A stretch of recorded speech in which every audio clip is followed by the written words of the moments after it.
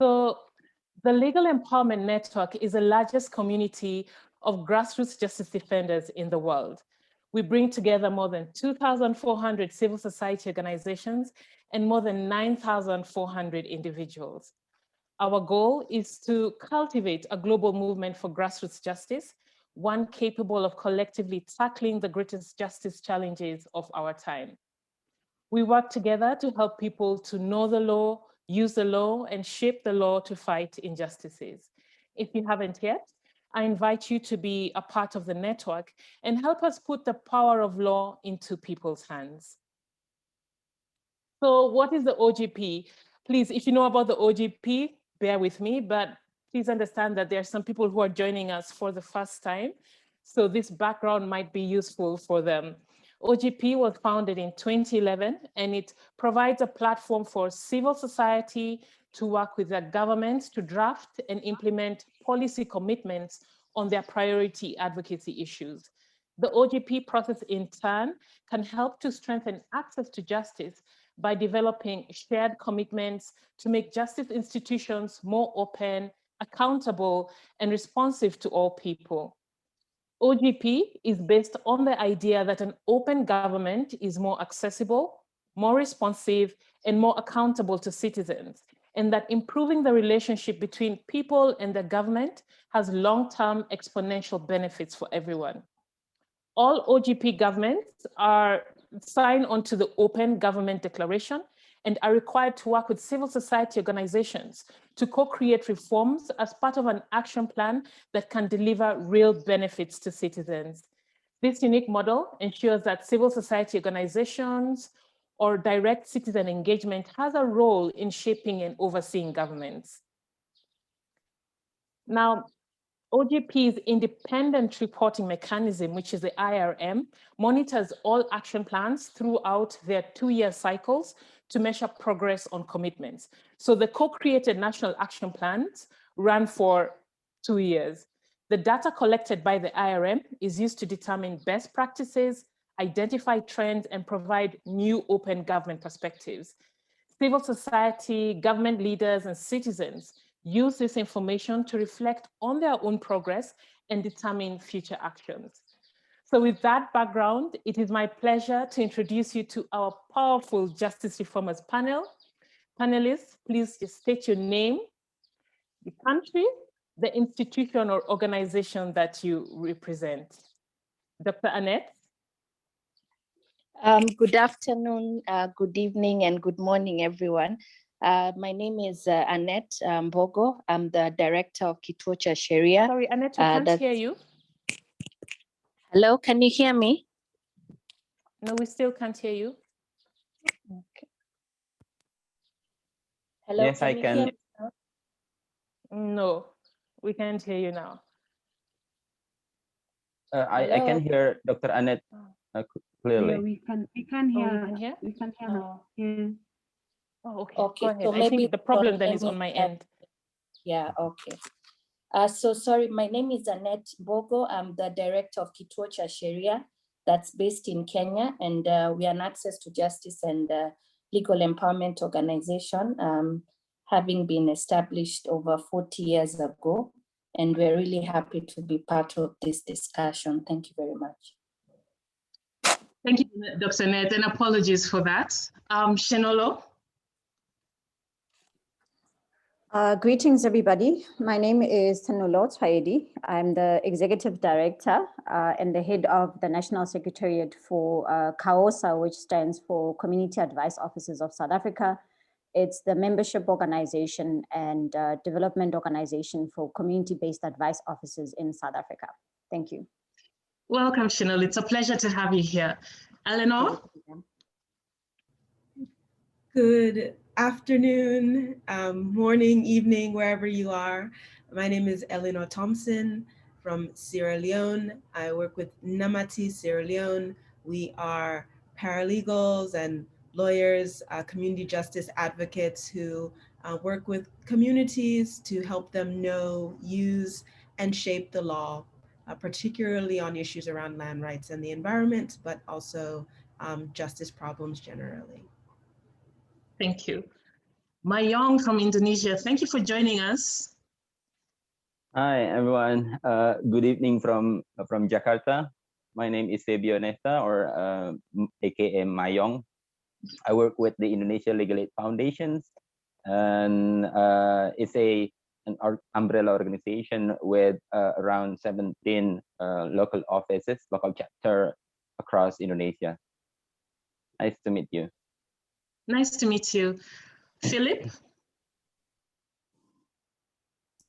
Good morning, good afternoon, good evening. Name is Philip Thigo. I'm Senior Advisor on Data Innovation and Open Government at the Executive Office of the Deputy President, and also the point of contact for OGP Kenya. It's nice to finally meet you, Philip. To all the participants, you can send your questions, comments through the chat box while the lead discussants are sharing their work. Now, on to the first question. So Philip, in the beginning, I gave, just a very broad background of what OGP is and what it stands for and what it hopes to achieve. But I think for the purposes of this conversation, it would be great if you gave us a brief background of the OGP process here in Kenya, how it began, and what some of the tangible successes are so far.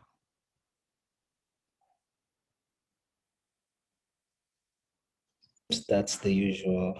Unmute me first. So quickly, Open Government Partnership in Kenya. We joined OGP in 2011. We're one of the, let me just say, just late second cohorts, late first cohort in 2011. And then we had an election in between, so that speaks to the challenges of democratic transitions. Kenya defaulted a little bit in OGP, having been nested in the Ministry of ICT. Then it was moved to the Executive Office of the President because you needed an entity that had a coordinating mandate and could draw a lot of the ministries and agencies. The third piece, of course, we came into compliance and started looking at how OGP comes into the normative framework. President Barack Obama's visit in 2016 cemented OGP as one of the bilateral commitments with the US. Speaking to Kenya needs to be involved in all OGP meetings, including the annual summits, but also staying committed to the co-creation process, which is multi-stakeholder, including civil society, and especially as much as possible all arms of government. Between 2016 and 2019, we've been fortunate to have pushed OGP through civil society and government, and now perhaps one of the few countries that has in the International Steering Committee both representatives from government and civil society in the person of His Excellency, the Deputy President, and Stephanie Mushai, formerly of HIVOS. OGP numbers we have done for action plans at national level. We have 5 subnational governments. Elgeyo Marakwet was the first subnational government in the first cohort of 20. Over time, because of our compliance, we have now Elgeyo Marakwet, Makueni, Nandi, and Nairobi Metropolitan Services as part of OGP. We have had over the years 70 plus commitments. We have a very active national multi-stakeholder steering committee and a national OGP forum. In terms of Kenya, we call ourselves a franchise model. So we have 4 core areas that Kenya has focused on. The first one, of course, open by default. So how do we increase access to innovative solutions for government, civil society, and private sector for accountability? The second piece is proactive use of the platform, especially for change and to enforce transparency and accountability.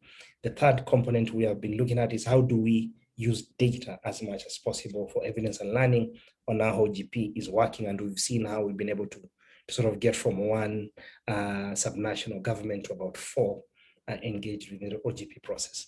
The other piece, of course, is ownership of OGP. How do we link OGP with existing normative frameworks, whether it's in country, but also at the Africa Union level? Key achievements I think that we've done, we think is for us is we've managed to be really at the vanguard of OGP. We've sustained a vibrant multi-stakeholder network that recently, and for the purpose of this panel, is included the judiciary. So for the very few countries, we are the ones now who have all arms of government within our steering committee, including civil society and private sector. Then, of course, we have domesticated one of the normative frameworks, which is the Africa Peer Review Mechanism, which also looks at the element of justice into the county peer review mechanism. Then we continue to support countries, and I've mentioned a few here: Sierra Leone, Burkina Faso, and recently Uganda. In terms of resiliency, I think from three perspectives. In terms of legislation, we've been really at the forefront of enacting progressive legislations, whether it's climate action, access to information, data, but also beneficial ownership registration.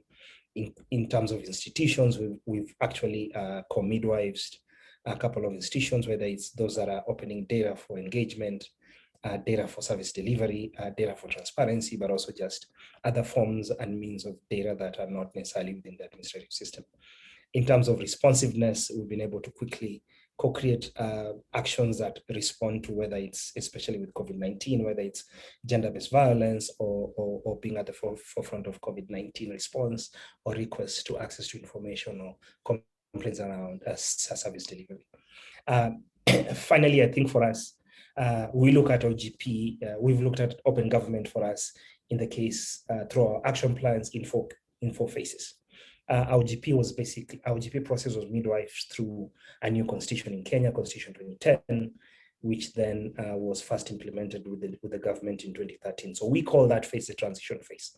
So how do we transition using OGP to a truly democratic and inclusive state? The second piece is, when you default, how do you recover? The third piece is then understanding that democratic transitions are challenged to open government. How do you build resiliency? And I think our NAP 4 really is about institutionalization, is how do you institutionalize open government across government? So with the access to justice commitment, for us really, and Namati is leading this with the judiciary, is really how do you build capacity of indigents and marginalized communities to access justice through leveraging technology and innovation. We'll leave it there. Thank you so much, Philip, for that brief introduction. It seems like we're on the right path as a country. And Annette, this brings me to the question on the justice commitment. NAP 4, this is the first time we're having a justice commitment. Philip has shared with us the history, and it seems that justice is joining, very good company. So the commitment focuses on the Legal Aid Act, implementation of the Legal Aid Act, and the Alternative Justice Systems Policy. So what informed this, Annette, and what do you hope to achieve? And also, how can interested civil society organizations be involved? Thank you very much, Amy, for that introduction. So for us, what informed the focus of the access to justice commitment is that we have some positive gains within the sector, but we felt that there was a need to kind of push the gains that we have achieved so far. So we do have a Legal Aid Act that was enacted in 2016 that establishes a national legal aid scheme. It also establishes a legal aid fund for purposes of supporting legal aid work and legal aid service providers, both within the state as well as civil society actors. But then there was still challenges insofar as financing is concerned, because some of the sections within the Legal Aid Act were yet to be operationalized. So for instance, the Legal Aid Fund is yet to be fully operationalized. Accreditation is still underway. And then the National Legal Aid Service has had challenges in terms of achieving its full mandate. The other aspect related to alternative justice systems, which the judiciary has been championing together with civil society actors. And the judiciary also last year launched an alternative justice system policy that was actually supposed to promote community-based justice and linking this then to the formal justice system. And so we felt that there is a very good legal and policy framework, but then there was a need for more in terms of implementation of these frameworks so that the Kenyan people are able to benefit from the justice system, and really we expand access to justice. So the objective mainly of the commitment is just to increase citizen participation in justice delivery, while at the same time promoting transparency and accountability through the use of local alternative justice systems, and then at the same time expanding legal aid capacity by supporting the indigent communities. And this was particularly important because following the COVID-19 pandemic, there were a number of changes within the justice sector that kind of created barriers, especially the use of technology for people to then access the courts. And so we felt that we needed then to find ways in which we could bridge this gap of access to online court proceedings, but at the same time, increase financing for legal aid service provision through the state. And this is basically what really informed the idea of the commitments. But then we felt that we could not continue kind of, as civil society organizations, kind of pushing from the outside. And so I think the OGP platform was a good opportunity to really join hands together with the government so that then we have a common agenda. And our main agenda is to really expand access to justice for the Kenyan people. Yeah, so that's what I would say really informed the commitment. Well, those are pretty ambitious commitments, Annette, and we wish you all the best in that. And, to our sister Eleanor in Sierra Leone, we look up to you for many reasons. First, I think the legal aid model that we have was largely inspired by the legal aid practice in Sierra Leone. I quickly had a look at your justice commitments for your national action plans, and there's some similarities between Sierra Leone and what Kenya is hoping to achieve. So you're now implementing your third action plan in Sierra Leone, and it still continues with commitments in access to justice. Could you give us some more detail on what these justice commitments are and the progress that has been made so far? Certainly. Thank you, Amy. Yes, the access to justice commitment in Sierra Leone's third national action plan, which focuses on increasing access to justice through community-based justice services, is actually a natural extension of the previous national action plan, the previous access to justice commitment in our NAP2, and the second prong of which had focused on increasing transparency in case management and establishing structures at the local level to improve access to justice. And this all came about in a similar way to what has been described by Annette, in that it was building off of the government's own policy agenda, right? So ensuring access to justice by expanding community-based justice services actually featured explicitly in this government that came in 2018 in their policy agenda. And part of its plan to overhaul the judiciary and justice service delivery in the country, particularly after, the justice system had largely been decimated, through and after the civil conflict that we had for over a decade.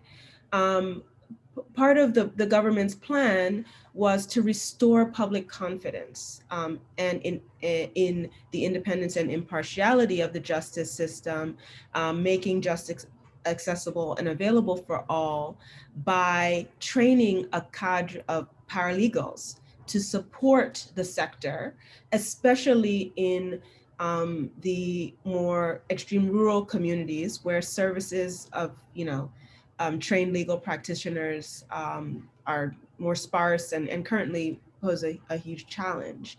And so while the government's agenda also included strengthening the country's legal aid program, and we have a very progressive and robust legal aid act since 2012, but continuing to provide legal aid services to indigent and vulnerable citizens really required going beyond the services of the government paralegals, right, provided through the Legal Aid Board, and include community justice services provided by civil society. And our law, our legal aid law, actually provides for that and recognizes those civil society paralegals.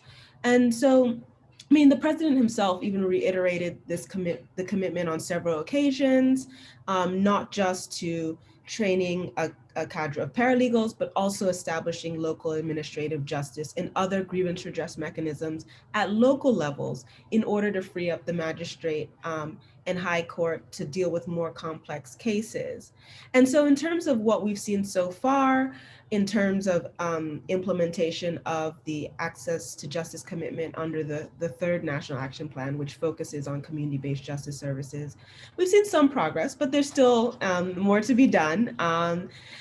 We've seen progress in terms of identification of paralegals for training and development, training, and there's been development of a training curriculum. There have been discussions around the establishment of a Justice Innovation Center and the collection, use, and management of justice sector data that comes from different sources. And then we've also seen model legislation and cabinet approval for the Ministry of Justice to draft customary land rights legislation that would establish by law that communities negotiating with large-scale land investors, which is one of the biggest sources of justice challenges, the land sector, that they have legal assistance in those processes. So there's still more progress that can be had, though, and one factor to be considered for successful implementation is that government doesn't have to do this alone. So government does not necessarily have the capacity or the full expertise to solely implement, this commitment. And that's why the co-creation process is great. A multi-stakeholder implementation approach involving the Ministry of Justice, the judiciary, the Legal Aid Board, local courts, paralegals, community-based justice service providers, chiefs, local councils, et cetera, would really work best. And in that vein, it's important that all of those actors really have the space and be part of this process and have the support to be able to all work toward this common goal. Thank you, Eleanor. Shanolo, in 2016, South Africa committed to institutionalizing community paralegals through the community advice offices as part of its wider justice network. I must say, when I came across this, I was really, I was blown away, because as legal empowerment practitioners, we depend really heavily on the paralegal model to make justice accessible to everybody. So when we saw that this is what South Africa is proposing, to institutionalize paralegalism, I was really impressed. So I would like to know what informed this commitment, and what are some of the proposed milestones, the milestones or the successes so far? Yeah, thank you very much, Amy. It's always such a pleasure listening to other colleagues and just, the thinking around how community-based paralegalism and legal aid services are actually informing a large part of what is what a goal each country wants to have in terms of access to justice. So I think from the South African perspective, and this was the country's third action plan in the OGP process. And the commitment largely was about integrating and strengthening community advice offices as a grassroots and permanent part of the wider justice system. This was also largely influenced and informed by aligning the OGP process with the SDG process in terms of Goal 16, and obviously viewing the sector as an enabler of driving access to justice that is accessible for marginalized communities. So I think the other important aspect of what informed South Africa's approach in terms of the provision, the commitment with the inclusion of community-based advice officers was because we were also looking at community advice officers that were in community-based paralegals that were knowledgeable on what Agenda 2030 was about, particularly in relation to access to justice, but as well as, what government leadership and accountability essentially means. So I think, from South Africa's point, especially with this the third country action plan, which had a total of 8 commitments. This particular commitment was commitment 5, and this was the only commitment that was actually led by a civil society organization. As mentioned, that the issue around institutionalizing community advice office paralegals was also looking at bringing in the skills where advice officers and the sector itself could lead on advocacy and communication initiatives that are looking at addressing long-term sector sustainability, but also looking at how to also bring in skills and knowledge on networking and engaging other civic groups and other government organizations that are critical for shaping policy, that policy and debates on the value and the impact of the work of advice officers. So this was essentially looking at recognizing the essential nature of the work of advice officers and beginning the getting a regulatory framework or legislation that was also going to address the issue of how these officers were actually going to access fiscus funding. So, the commitment itself, the initial process when it was about, actioning what the commitment's about, we identified 5 objectives. And these objectives were obviously trying to align practical steps. So the first objective was to ensure that the advice office paralegals themselves have the requisite skills at a local level, particularly for marginalized and vulnerable communities, but also the knowledge and the skills to engage other civic groupings. This was to advance constitutional rights of citizens and communities. The third objective was, the leadership within the sector itself, ensuring that, the leaders within the sector are able and skilled to confront the various challenges that comes with these types of engagements. The fourth objective being around the research and evaluations of programs to ensure that there's an evidence-based and cost-effective interventions that are put in place to advance the arguments for the sustainability of the sector. And then the fifth objective was around, the issue of ensuring that the sector has a case management system. I think just to echo the sentiments that Annette and Eleanor had mentioned about the importance of having data sets that are evidence-based, that are demonstrating, but are also informing what would be access to justice strategies at a local level. And so these were some of the initial, thinking and thoughts around actioning commitment 5 of South Africa's third national action plan, which was really, I think, a pioneering approach to institutionalizing community-based advice officers. I'll leave it for later. Thank you. Thank you, Shanolo. Now over to Mayong. Indonesia has just submitted its 5th national action plan, which is, quite impressive. And just going through your national action plans, I saw that in 2018, Indonesia committed to creating regulations that guarantee funding for legal aid organizations. So, as Dr. Annette had said, funding still remains quite a big challenge. That has been the thread through Eleanor's presentation as well and through Shanolo's presentation. So I'm wondering if you are successful in getting this funding for legal aid organizations under this OGP plan, and what is the progress towards this so far? Thank you, Amy, for the questions. But I'd like to also give you a little bit background on that. My organization has been officially engaged in the OGP process with the first co-creation initiative to develop action plan in justice sector, particularly improving the national legal aid system through the 2018 to 2020 cycle. However, such co-creation with the Legal Aid Development Agency under the Ministry of Justice, or the MOJ, outside the OGP process has been occurred since the drafting of the legal aid law before 2011. In the 2018 to 2020 cycle, we came up with the 2 main commitments on expanding and increasing the quantity as well as the quality of our legal aid services. So basically, there were three target indicators. The first, increased number of legal aid beneficiaries. The second, increased number of local regulation on legal aid. And the third is improved satisfaction index up to 25% of legal aid beneficiaries. So when you're mentioning about the legal aid funding, it's related to the second target indicators of the commitment.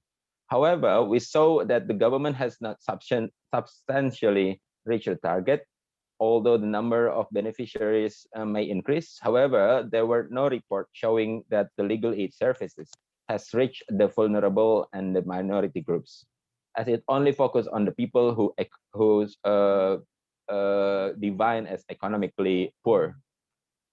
About the local regulations, this is related to the legal aid funding. So basically, the local regulation aim for providing a local budget, local funding to support legal aid. But the thing is that there were no evidence that there was new local regulation on legal aid being drafted or released after the commitment submitted. It is true that most local regulation has been already drafted and released before the 2018 commitment. So there's no significant contribution from the commitment. As for the satisfaction index, it cannot be relied to measure the quality of legal aid services. While at the other hand, there has been so many co-creation and also progress achievement with the MOJ outside the commitment, which can be qualified as substantial commitment around justice sector. Therefore, during the trilateral meeting with the MOJ, we agreed to change the target without changing the main commitment. So the new target is the first, focusing on providing assistance to local government in drafting the local regulation. The second is promoting the legal aid provision for the vulnerable. And the third is drafting and implementing the legal aid quality standard. And I'm happy to see that that one of the commitments, particularly on the legal aid standard, has been finally drafted and released by early 2021. However, as the MOJ is currently focusing on the accreditation for the new and re-accreditation for the old legal aid organization, we are hoping that the implementation of this legal aid standard can be done right after the accreditation process concluded. Thank you so much for those insights, and thank you for sharing your experience from Indonesia.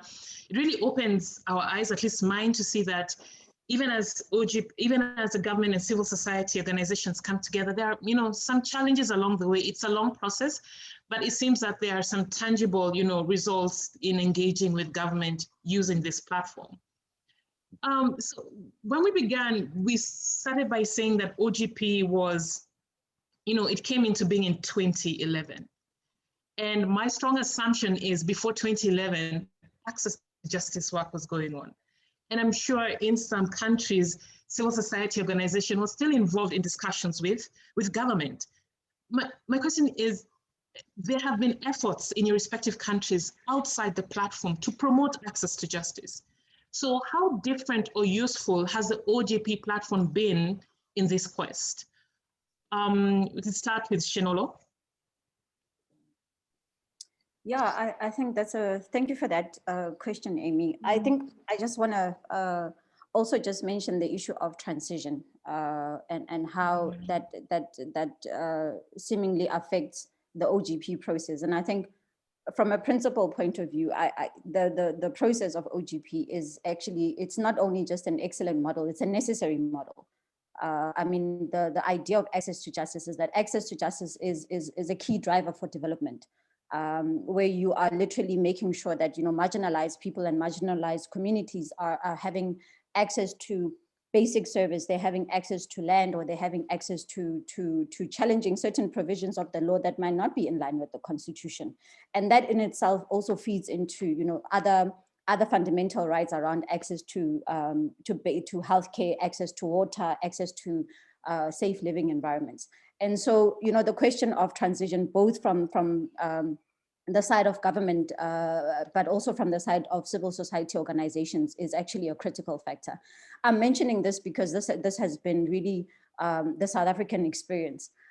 So in 2016, when the commitment was made, you know, the sector, that is the community advice office sector in the country, had two structures at the time. It had ACAOSA, which was the membership organization, and it had NEDCEO, which was the development organization.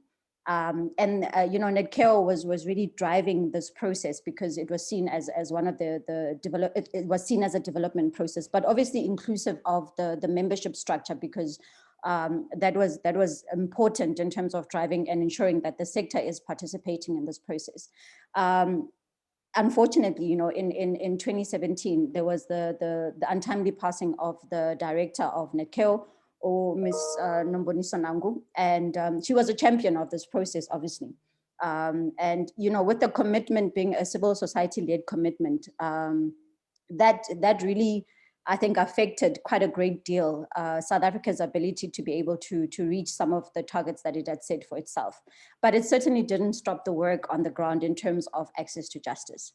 And I think also on the side of the South African government as well, you know, Minister Ayanda Dlodlo was the main contact, or the focal contact person. And, you know, when our cabinet was reshuffled, she was moved out of the position that she was in, and that caused a period where we were not quite sure who was actually leading in the process. And I think this is an important thing for all countries that are implementing this process of open government, to just think through, you know, what does transition, or how does transition actually affect the process, and what are some of the fail-safe mechanisms you can put in place to make sure that you are able to address this. I think one of the main things, and I appreciate the Kenyan approach, where it doesn't lie with a political head of a department. As much as it's important to have political will and political backing in this process, I think the more you have officials that are involved in the machinery of the department, or the ministry that's involved in the OGP process, the better it is for the process. And so I think, you know, for a large part, the access to justice initiatives and the access to justice work in terms of the community-based advice offices continued, you know, despite the transition process that was happening, both at the side of the civil society organization that was leading the process, but also from the side of the government, where, you know, we did not really have a focal contact point. I mean, one of the targets was around training of paralegals, and you know, the Dala Oma school, which it's an annual school, continued, and this was simply because, you know, the sector had such a formidable support system in terms of donor funding organizations and some other civil society organizations like the Social Change Assistance Trust, the Black Sash, who like really stood behind the sector to ensure that you know, some of the goals and some of the targets continue unabated, despite, you know, the transition process going ahead.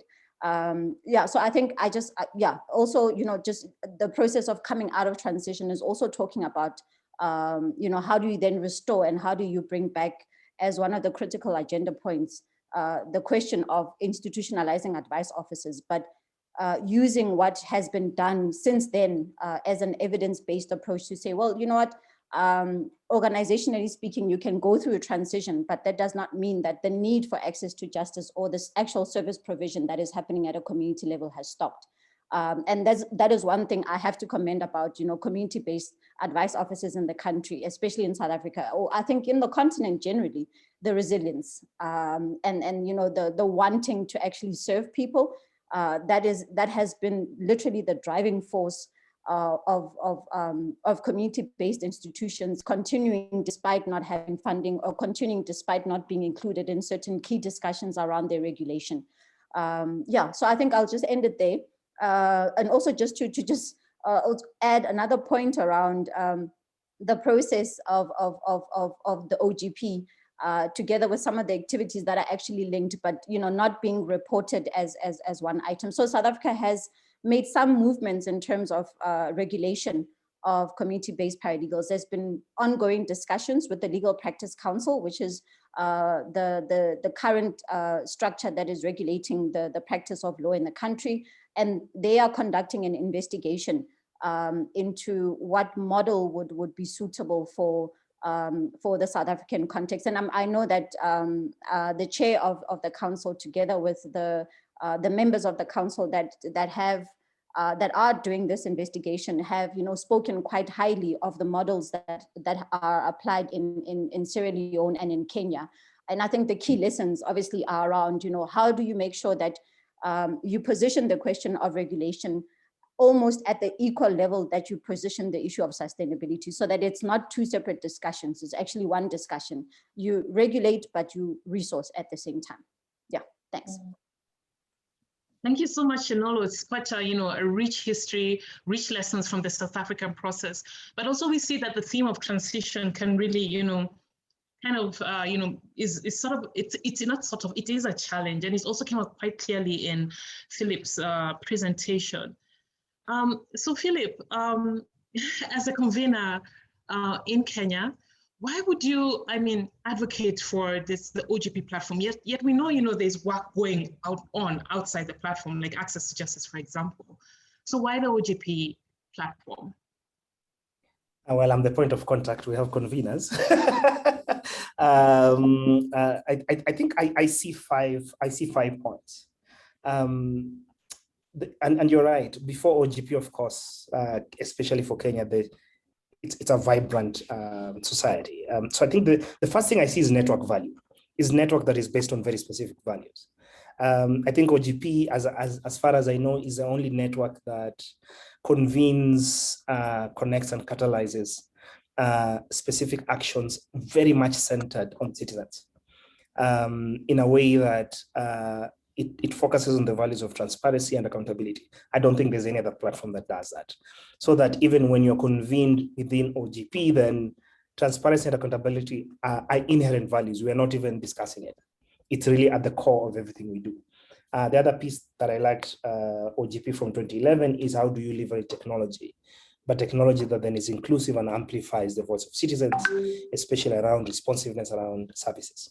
The second piece I think for me is that access, the access that OGP gives, especially to civil society, as a platform for engagement. And I always encourage my civil society fellows, I've been just here for a long time, is that once you get into the OGP table, you're not advocating. It's not about advocacy anymore. You leave advocacy out there, you're engaging. It's about contributing empirically and through evidence, because that's what a co-creation process is. The third piece, then, we have historical collective memory, where we can hold each other accountable. And then we can see progress incrementally. I don't think there's any other process that does that. So if you look at all our NAPs, 1, 2, 3, 4 is actually incremental. In NAP 1, we had judicial commitments that were very much around a judiciary ombudsman, putting together the National Council on Administrative Justice, having a platform for resolving cases, having a technology platform that randomly allocates cases. So you can imagine that was done in NAP 1. So NAP 4 now, we are looking at the judiciary in terms of those who are actually on the margins of justice, even when you have these robust systems. The last piece, I think, for me, which has been mentioned previously by a previous speaker, is tactics. And for me, I find this interesting. It's not about best practices or benchmarking. I think we've marked all benches. It's basically around how do you get there through the shortest means possible? Because then there's a dearth of, yes, case studies, but also human beings behind it who can quickly connect with you and compare notes and say, listen, this is how we did it. And so can we also share in terms of course, based on your context, how we can make this work? Thank you. Thank you, Philip. I find that, from the state's perspective, your thinking is quite enlightening for us in civil society. And I mean, I take home the point of advocacy myself. I love advocacy, but I take home that point. Okay. Annette, so we've had Philip, he's given us the value of OGP from the state side. Why did Kituo cha Sheria decide, well, OGP would be the platform through which we can try and have people-centered justice? Okay, I'd say for us, because as you pointed out, that a lot of work has still been going on before. And there was not much progress in the sense that there's a lot of advocacy, but it appeared to be more on the outside into government. And I think the platform then really provides an opportunity for more collaboration because through the co-creation process, then government and civil society are able to come up with tangible milestones. And then other than that, then find ways in which we can co-implement those milestone activities. So I think it's now more collaborative, so that I think most of the times you find that civil society is taken more as an enemy, quote unquote, of government, but then now we are coming together, and I think there's more shared accountability as to what really do we want to achieve, for instance, within the 2-year period of this particular plan. Then I think also the aspect of the global connection that the platform provides, as well as the independent reporting mechanism, kind of also ensures that we feel that there's more possibility in terms of us achieving what we have set forth to do. So I think for us was to find what other alternative ways can we really achieve the main reason why we are in existence. And for us as Kituo is promoting access to justice, improving community-based justice systems. And so I think leveraging on what is already there and the OGP platform that provides a really good platform for us to come together with government. We are really expecting that after these 2 years of this particular national action plan, that we'll see some results or at least some progress in terms of the milestone activities that we have set. Thank you. And Mayong, why did your organization decide, well, here's the OGP platform, we would like to get involved in this? And what benefits did you see from this platform? So Amy, given the experience of the previous action plan cycle, we learned that the Open Government Partnership can be a strategic platform to pursue civil society advocacy in improving justice-related policy. In this regard, the national legal aid policy, we really appreciate the support of the Ministry of National Development Planning and commitment of the National Legal Development Agency under the Ministry of Justice. Despite the time constraint, we were able to submit Indonesia Action Plan around justice sectors, including expanding and increasing the quantity and the quality of legal aid service back in 2018.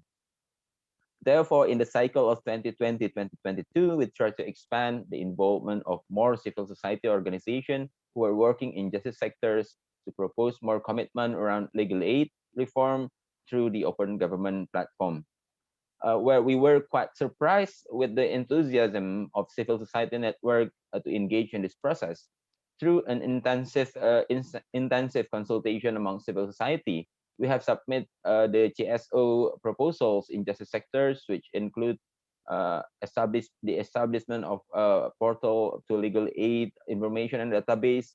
The second is expansion of access and capacity of legal aid services. The next is inclusion the vulnerable and gender-based group to legal aid service for victims, and also access of the disabled people to justice systems, and also an effective regulation to support the victim of past human rights abuses, and a commitment around civic space. You can see that the proposal in justice sector were beyond legal aid. It also touches the justice system and involve other justice-related ministries or agencies we really appreciate that even in this cycle, the MOJ, the Secretariat of the Open Government Indonesia, as well as the National Legal Development Agency, keep on supporting the openness and willing to collaborate with civil society in developing the action plan. And you can also see from the 2020 and 2022 National Action Plan of the Indonesian OGP, in justice sector, they are basically based on our proposal. Thank you. Thank you. Finally, Eleanor, what has been the Sierra Leonean experience, I mean, in the OGP platform, I mean, the value for Sierra Leonean civil society organizations working together with government? Thanks. So I don't want to repeat a lot of what others have said. I would echo the comments made by Annette and Philip, particularly in terms of this being a platform for co-creation. I mean, often the government civil society relationship is regarded as antagonistic, but it doesn't have to be. And we really look for opportunities for constructive engagement. Philip said, you mentioned that word, yeah, it's about engaging rather than advocating and based on evidence and sort of emphasize the co-creation opportunity really helps to like emphasize that we're working toward the same goal, right? And the other thing is that the OGP platform allowed us to take a look at all of government's stated commitments to promoting access to justice and try to build from that foundation.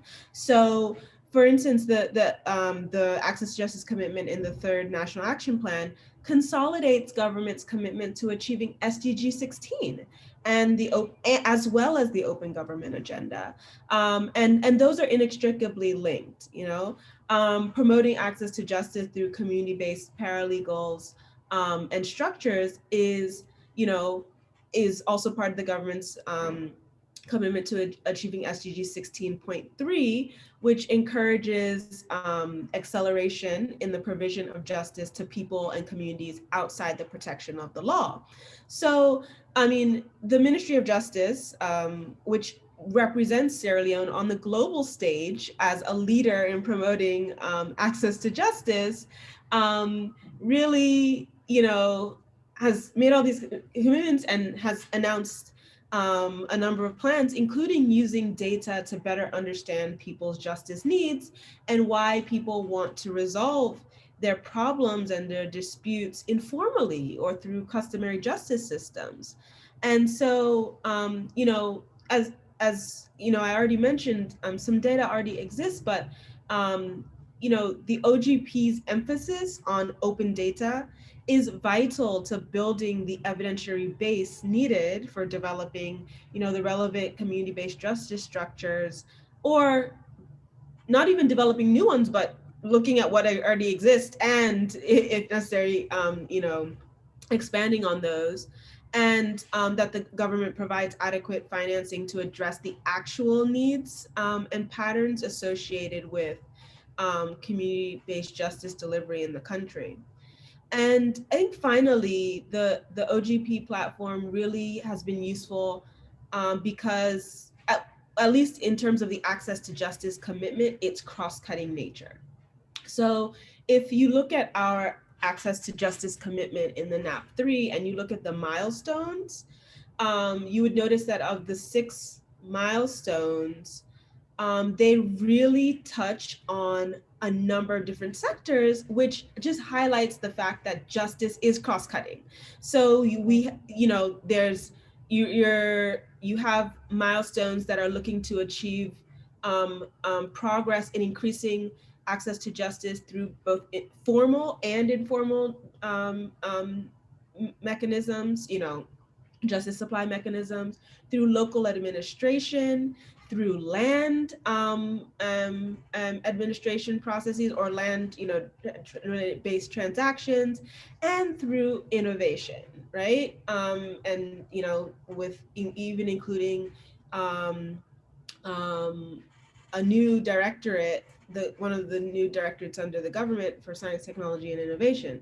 And so, I mean, that really, I think, for us just helps to also talk about justice in a way that's not singular, that's not just this formal, in the box of the courts, and that, that the solution is more infrastructure, so building more courts or no. Justice plays out and legal problems play out in so many different ways, and tackling that and increasing access to justice really has to also be a cross-cutting, there has to be a cross-cutting sort of solution or intervention for that. I really like that last point, Eleanor, in terms of, justice actors. I think for some time we were really siloed. And now that the OGP platform is there, we can have this conversation and see how we can all enrich each other. And also in trying to promote access to justice, it's not just, legal empowerment practitioners. There are a lot of other sectors that can contribute to, meaningful justice. I think the conversation is going on very well so far, and we can see the benefits of OGP. Some of the challenges have already been mentioned in terms of political transitions, and how in South Africa's case, they have tried to, move around the political transition and rely on the commitment of the people to promote access to justice. Philip, in your presentation, you did say that Kenya has gone through, the 2013 transition, and right now, coming up 2022 is another transition. And you also, did mention resilience. So I don't know, I know there'll be a lot of good work going into this. Have we learned lessons from the other political transition? How are we going to safeguard the progress we made for justice commitments? I need to unmute myself, right? Yeah. So I think basically, as I said, we've been, and this is the kind of network value of OGP. We were around when we made our own mistakes around transition. We were very much involved because many countries that were sort of the early adopters of OGP were going through transition between 2017 and 2018. So a lot of us, the points of contacts and governments got together and started thinking through this. So that was Mexico, Anya from Mexico, Megan Smith from the White House in the US, and Corey and myself. And we actually did a blog. So I just can't find the link, but I want to put that across.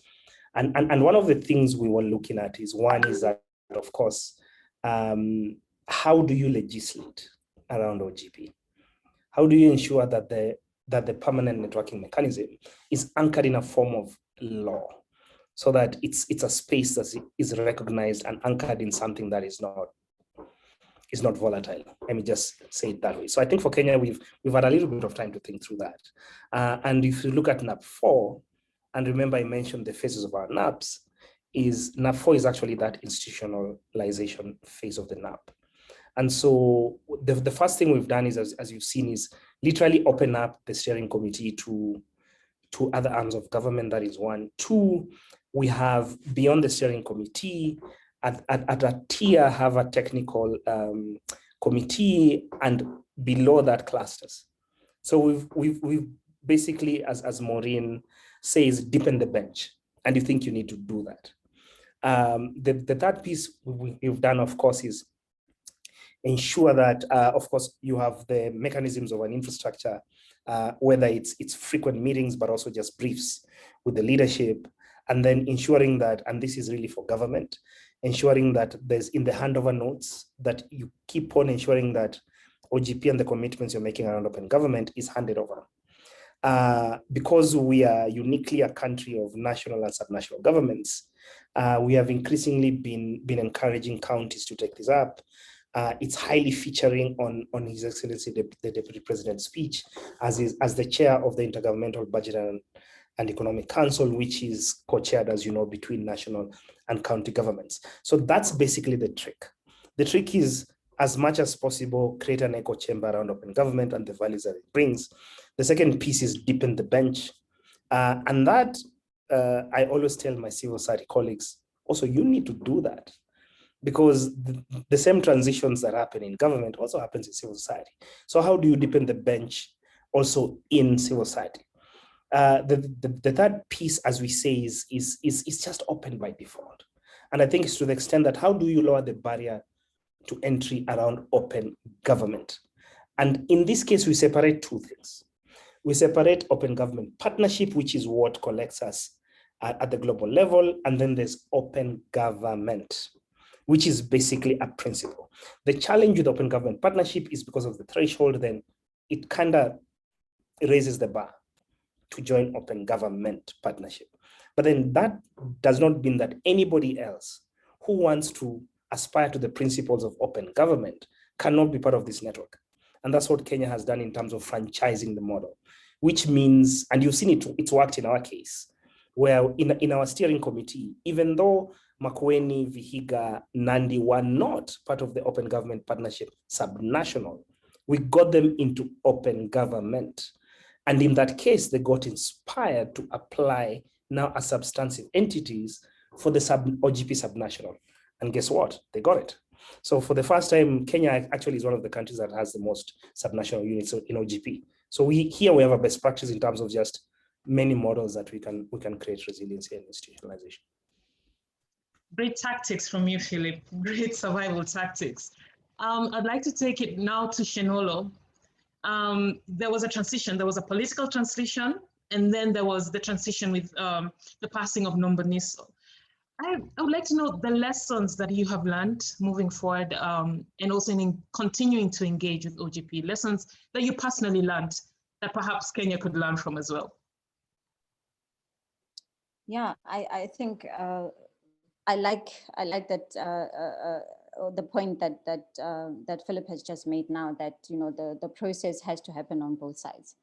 I think it also speaks to accountability, and that could also be a conversation that that is had at a steering committee level, that what are the mechanisms that as participants to the OGP process, what are we putting in place so that we are accountable to the mechanisms that we are putting in place as well. I think from a South African perspective, obviously, having mentioned that there's been quite good traction on the question of training, and together with the question of regulation. But in terms of, I think, picking up the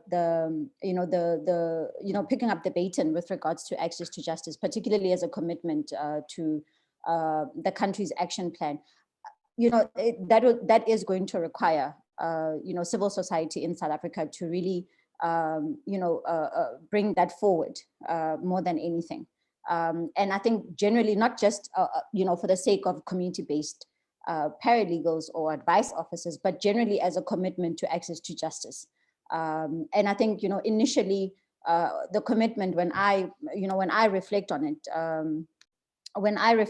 I do see that it was very pointed, which is great, because it means that the milestones are it's easier to really reflect, and easier to track and manage progress. But I think the OGP process also means that you then get to bring a bigger pool of stakeholders in the room. For instance, the judiciary. The South African judiciary has engaged with the sector, but that has always been outside of the process of OGP. And what I think this then means that it then creates an opportunity to say, not only can South Africa actually bring forward the commitment on access to justice broadly, and also still retaining the importance and significance of community-based advice officers, but also bring on board the other functionaries that are part of the access to justice ecosystem in the country, and really look at what would then be the value that the process can have for all stakeholders in the room. And I think that would require a bigger engagement the sector. It would require bigger engagement with the minister that is the champion of this process. But I think from our side is just noting that it cannot be a commitment that just falls away. I also just want to say that South Africa was unable to submit its country report on its 2016 to 2018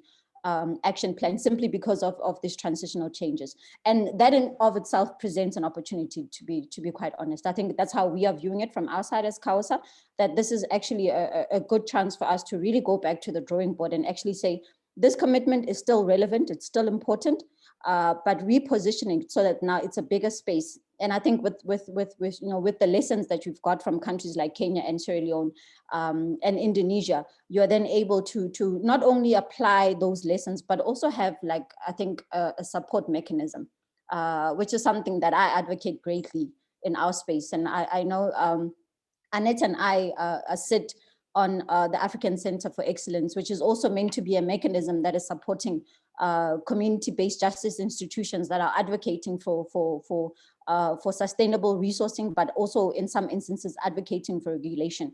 And we could, I think, really pull those spaces in and say, how do we then use the OGP process to start also influencing these other issues that we're having, so that there's a more open engagement. And I think, yeah, the key lesson and the key word for me taking away from this conversation is certainly around engagement. That the OGP process means that you are able to utilize it for the purposes of open engagement more than anything. So I think from a South African perspective, the challenges I think outlined as I was giving my outlook of what the situation looks like. But I think the conversation today has, opened our understanding and our, some ideas around what could then be an opportunity to actually revive this process, but actually now not only revive it, but actually take it a step up so that it's also a little bit more inclusive of other sectors within the justice ecosystem in the country. Thanks. Thank you, Shanolo. Mayong, what are the lessons that you've learned engaging in your personal lessons you've learned engaging in the OGP process and advocating for meaningful and effective justice for the people who deserve it the most? Amy, in our experience, the biggest challenges in engaging in the OGP process would be the ministry political will and openness to co-create with civil society, building and implementing the OGP commitment.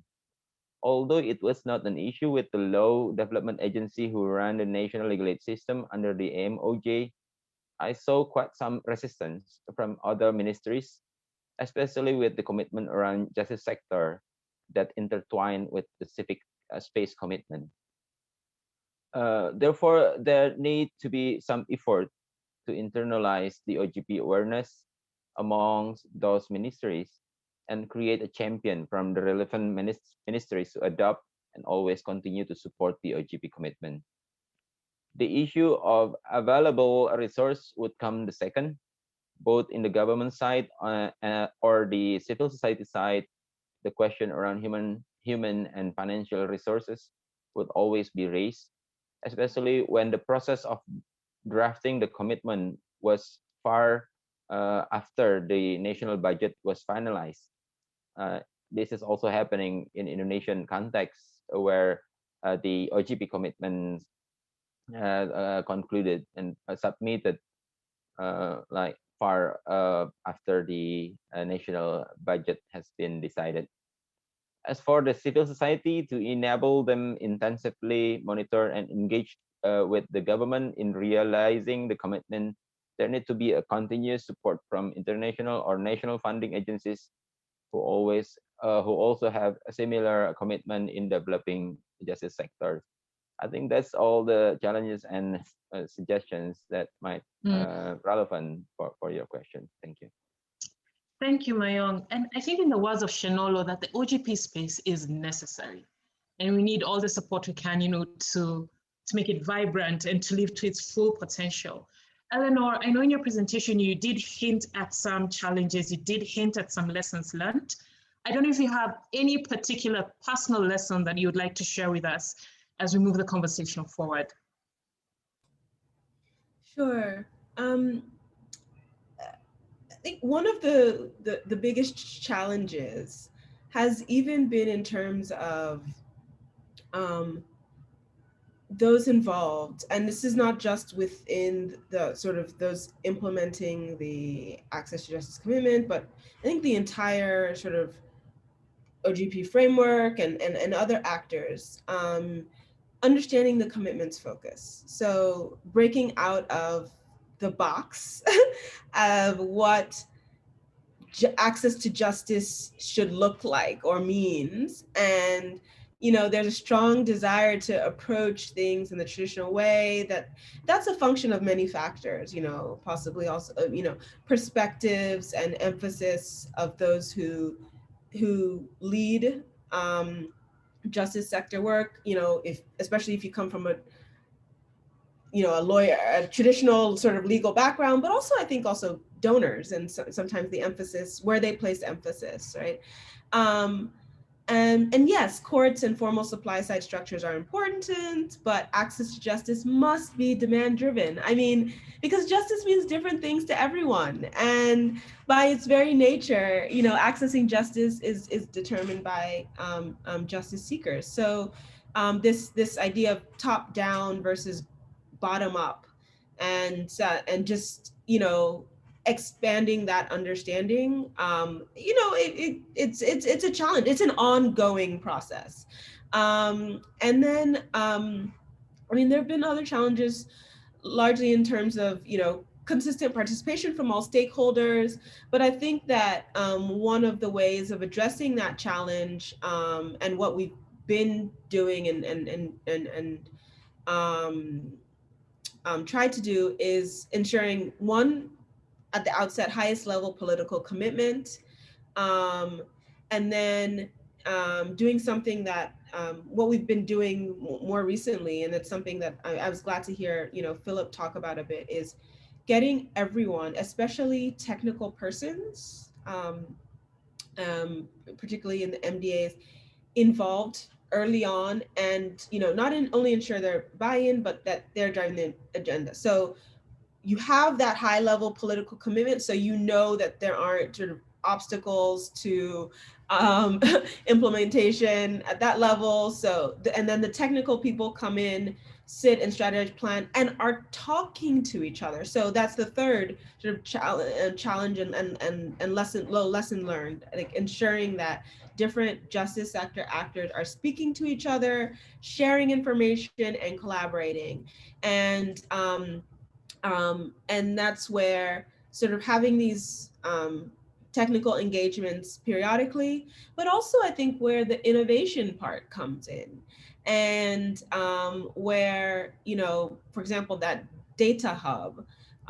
So information is being shared, it's being shared responsibly, you know, confidentially where there needs to be confidentiality, but different actors. So if, you know, for example, community-based paralegals worked on a case, but it needs to be escalated into the magistrate court, into the formal justice system. There's an easy way for that information to be passed on to those who would be taking it up, the legal practitioner or whoever in the formal system, and vice versa. So freeing up, you know, the docket of the formal courts means that more community based justice processes are taking on those matters, to try to resolve those matters.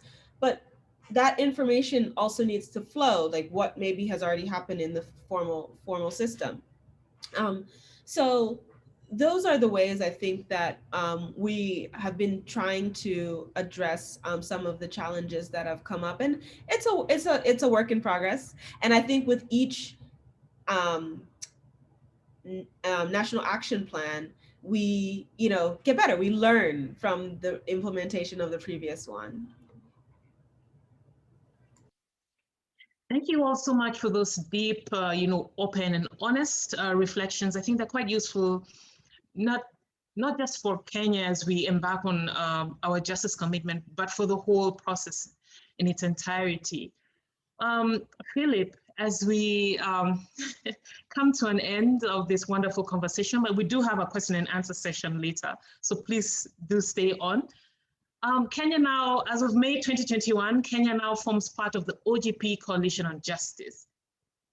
Philip, on paper, this looks good for Kenya, but what does it really mean for us nationally, regionally, internationally? What does this mean for justice? Well, I would not pretend to speak for the Justice Coalition. I think for me, I'll speak basically from the network. I think for Kenya, the sense that I have is the judiciary, as we've seen, has been quite independent, has been quite strong, I think, in terms of the decisions it's been making. And I think there's only an opportunity now to see how we can strengthen judiciaries across the continent. I think for me, that's one. The second piece, again, there's some gems within our judiciary. One, of course, is around best practices, whether it's the technology systems that they have, that, for example, that are randomizing cases, that ensure that a judge does not get a preferred case. The court user committee, the interesting progressive things that I've seen the judges are doing around minors. So there's a lot of innovation, I think, in the judiciary. In our case, also, we know, of course, there's a judiciary, there's a state law office. There are other pieces of justice that are not necessarily within the courts. To the extent that I think we could build resiliency around how we focus matters of justice, not just about the law, even though the justice is blind, but then making it very much interconnected with what citizens value most, right? Fundamental freedoms, issues of voice and agency, issues of meaning. And so I think for me, when you bring that within OGP, then you go beyond the silos. And that, I think, for me, is one of the values that we don't talk about a lot on OGP, is being able to see, yes, talk about justice, but from many lenses, right? And so potentially I see we can broaden that conversation so that it's just not about our lad and friends, but it's things that also some of us can basically understand as what fundamentally is a part of our human society. Just that quest for justice that should not be denied or delayed. Yeah, thank you so much. Thank you so much, Philip, for those insights. I mean, I'm already feeling quite, energized for NAP4 and seeing through the justice commitments. Now we have time for a question and answer session. And I saw that Adana had a question. Adana, would you like to ask your question? Thanks, Amy, and hi, everybody. Good to see you all. Of course, I know many of you already. I'm Adna Karamehich Oates. I'm with the OGP support unit working on justice. So I'm really, really glad to see this conversation. It's been actually a huge learning session for me as well. As I was messaging actually with Shinolo about South Africa and the optimism that I heard from her about maybe reviving the process, this is a conversation to come, I think, for sure. So thank you for organizing it so much. But before I go to the question to Eleanor specifically, I also wanted to echo what Philip was saying about deepen the bench. This is really from the support unit's perspective, the role that we've been playing to support civil society organizations to understand what the potential of the OGP platform is. And, with Indonesia, with FEBI, we did that by, doing that 101, explaining what is the value of the platform. And that is where we saw more organizations that haven't been engaged with OGP so far come into the process. And that is a great thing. That is the deepening the bench for sure. But I also see in Indonesia, the challenge that FEBI was talking about deepening the bench on the government side. And we need to do that now. That is, I think, in the implementation of those commitments, that is what we need to focus on because we probably didn't do it enough in the co-creation stage, that bringing around the table, what Eleanor was talking about from the very beginning, the technical staff, having them talk to each other, that was probably lacking in Indonesia enough. but that's what we're working on. So I definitely want to echo the need for that. Eleanor, you were hinting at some of the challenges, and I know that co-creation is happening again this year in Sierra Leone. So you have some things that you would probably want to see in the next iteration of the access to justice commitment. And I'm wondering what is, with all the accumulated lessons that you have now, how would you approach the new commitment, and what would you be specifically looking for from the government to have that buy-in early in this round? Thanks, Adna. I know this session was, about OGP Kenya's session and how they were learning lessons from us. But honestly, we've been learning lessons from everyone here, from Kenya, the Kenya experience, South Africa, and Indonesia. And one of the, I mean, I've taken a lot from the presentations of all the speakers. But for this news cycle is the kind of platform and interaction and engagement that I'm getting from Kenya is just amazing, and I think that that's where we need to start. And as you know, we're trying to do that sort of for the transition from NAP3 to NAP4 with having a high-level technical engagement that essentially builds off of the NAP3. So where we've gotten, what we've accomplished and what we haven't, and use that as a foundation now for building NAP4.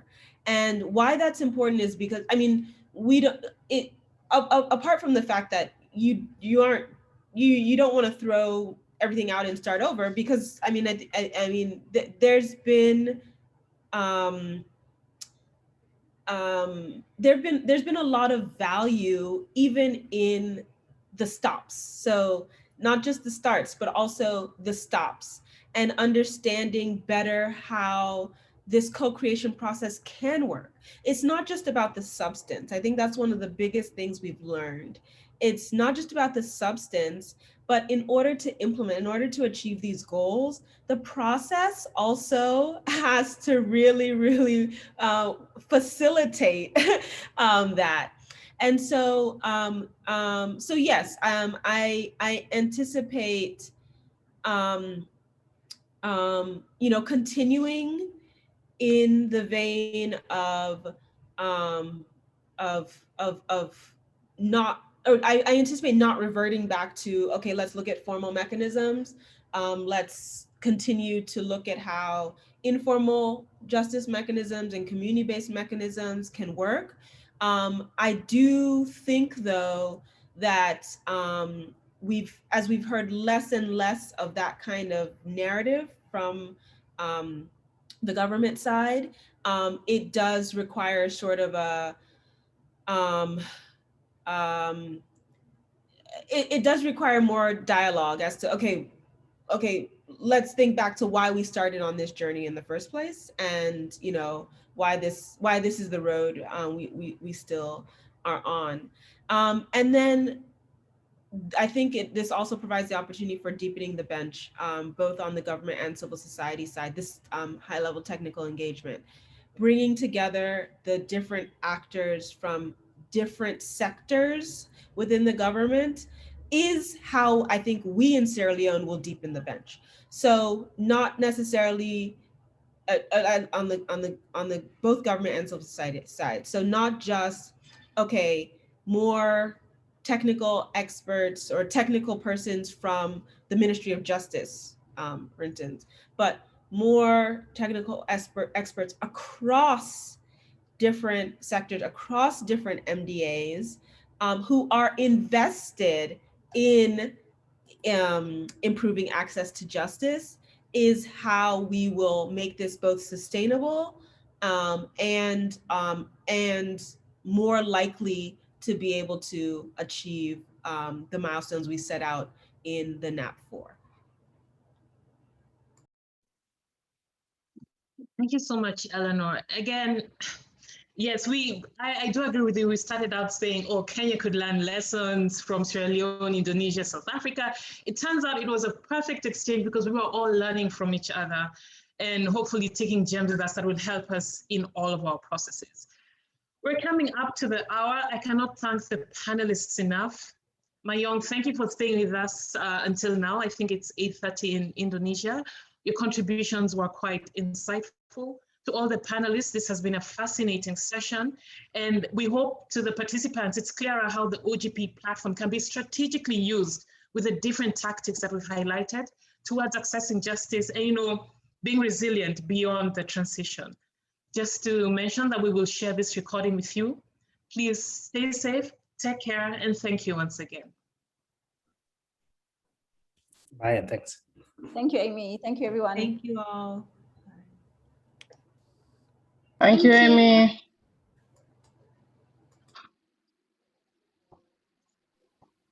Thank you, Amy. Bye-bye. Thank you.